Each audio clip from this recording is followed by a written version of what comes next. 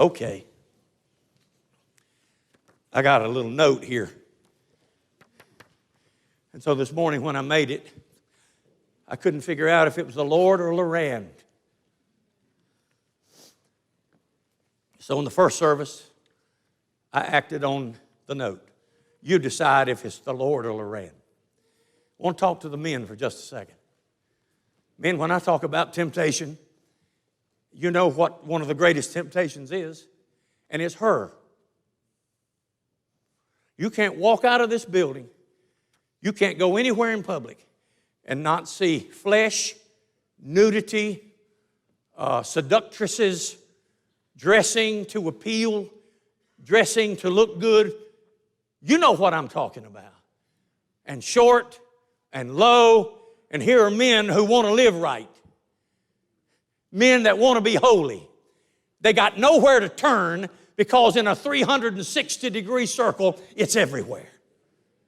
But the problem is that they have to see it in church.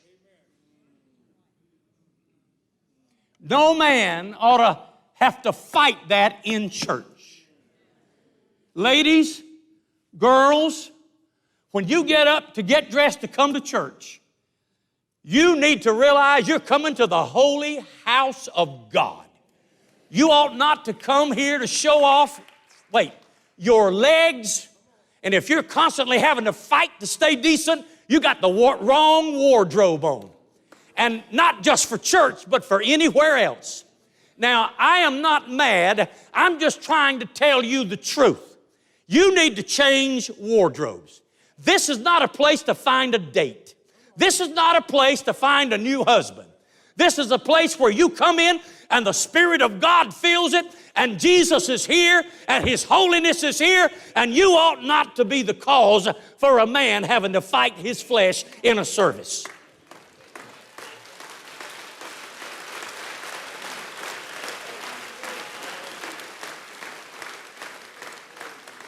Well, Pastor, what about the men?